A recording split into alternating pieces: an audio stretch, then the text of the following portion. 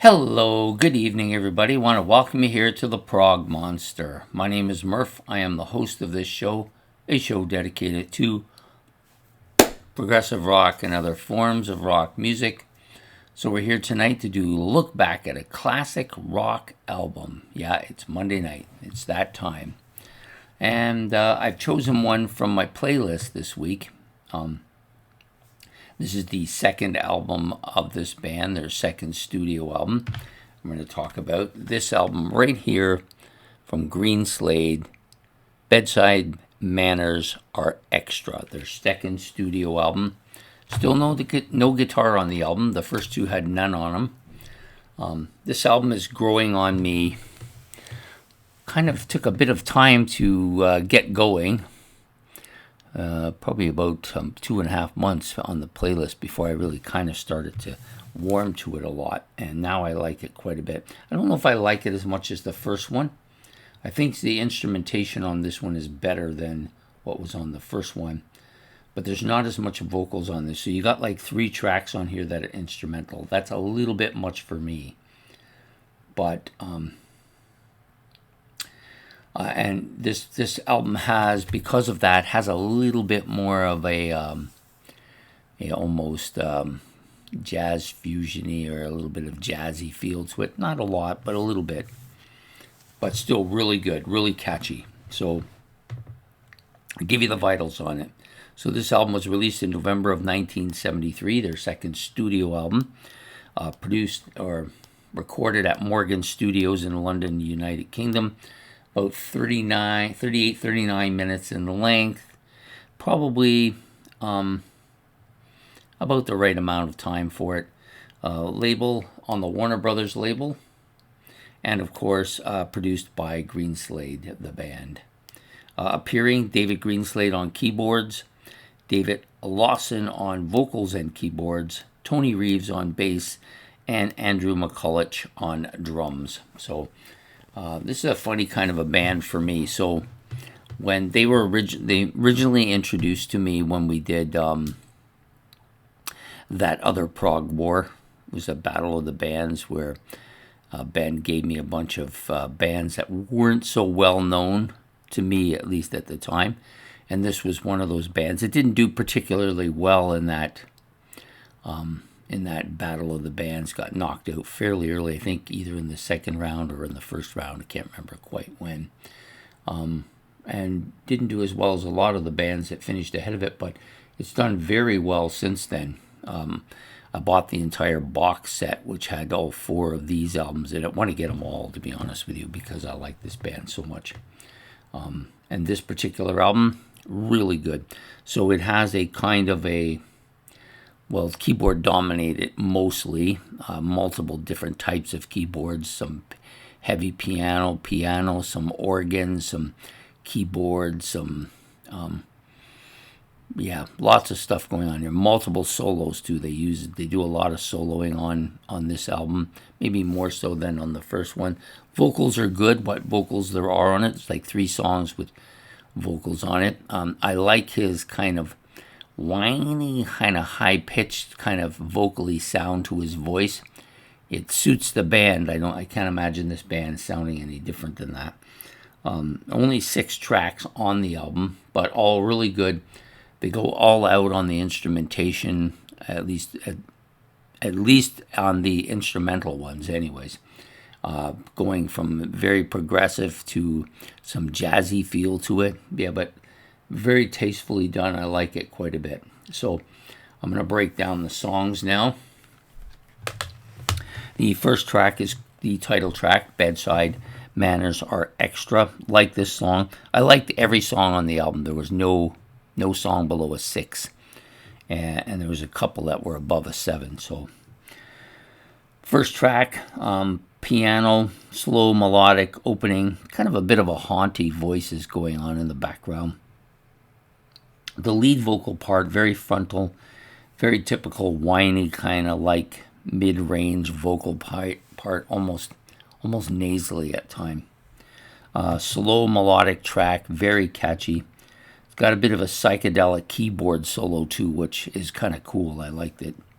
Some heavy dominant piano as well thrown in there. And you know what's amazing is that you get all of these stuff and can be reproduced live because you have two keyboardists, right?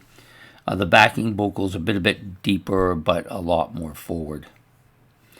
The next song, Pilgrim's Progress, instrumental. This is one of the two longest tracks on the album. I did like this. It opens with a synthesizer keyboard part, almost a flute-like organ sound. Picks up tempo, strong rhythm section. Keyboard solo is very frontal here. Multi-keyboards overlapping and dominant throughout this track. It's got a heavy feel to it, especially with the keys. Very hooky, like catchy as hell. I like this track. It's pretty good. So the next track out, it finishes off side 1 of the vinyl, but in this case it's a CD. Time to Dream. This may be my favorite track on the album. The vocals are dominant, very whiny, very typical of his sound. Lots of soloing with the keyboards throughout the track. Very catchy track, lots of rhythmatic sounds to it. A melodic, multiple finish to it. So a lot of stuff going on, very complex. So I like that very much. That was probably my favorite track on side 1. I think side 1 is a bit of a better side than side 2, which is a little bit weaker, but not much. The first side had a couple of 7+ with a 6+, and the other side had a couple of 6s with a 7.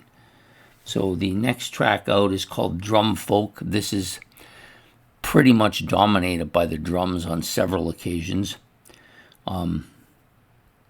Lots of different sounds using the drums in different ways. The synthesizer and keyboard parts are very forward here. It's got a heavy keyboard solo with a drum part kind of backing it. You got a catchy melody part. Lots of keyboard parts going on throughout the track. Then you get a heavy drum part, almost like a solo, I would call it. I guess that's the best way to put it. And then towards the back half of this album, he also does a second drum solo, a little bit more heavy on the foot pedals, I think. It's got a slow flute keyboard-like part to it as well. It's an interlude between the front half and the back half of the song. Much more forward solo towards the back half of the album. And then you get this bass, which becomes very dominant towards the back part, almost a guitar-like sound from the keyboards at times as well. So really good track. I liked it, but I think it was probably the weakest track on the album. Even though it was still good, it was the weakest of the tracks. Next up is it was also an instrumental too. So the Sun-Kissed You're Not, which is the next track out. Got a pretty heavy keyboard opening with lots of drums, up-tempo, catchy riff, sound, melody if you prefer. The bass part is heavy. The vocals are typical of him, really good. The intricate keyboards and instrumental parts throughout, almost a funky part with the rhythm section as it moves through. And then you got a bit of a jazzy-like instrumentation going on, almost like what you would get with a jazz band. But it does have a catchy melody which kind of speeds up towards the back half of the song. I like this song. It's probably my favorite track on this side of the album. And then it finishes off with a song called Chalk Hill, the shortest song on this track on this side of the album. It opens another instrumental as well. Opens with a kind of heavy bass drum part, keyboards kind of taking up some of that filler background sound. Then you got an organ part with a drum bass catchy background part, so they kind of flip, I guess is the best way to put it. Synthesizer keyboard part here is really good, and it gets very complex instrumentation on the back half of the song, and I like that both of the solos really good as well. So that's my take on Greenslade's album. Pretty catchy, very progressive in its sound, with some jazzy stuff to it. Most of the melodies are pretty catchy. The vocal parts are good. The album is very frontal and got a pretty clean sound for the time period. So yeah, I enjoyed it quite a bit. Bedside Manners are extra by Greenslade. I hope you've enjoyed this episode of Look Back at a Classic Rock Album. Please hit the like and subscribe. And it's this one here. If you want to make any comments about Greenslade, about this particular album, or about something related to it, you can do that in the comment section below. And we will be back next Monday night for another look back at another classic. I have a good one, and you'll see you then for that. Take care, have yourself a good evening, and good night. Goodbye from Prog Monster.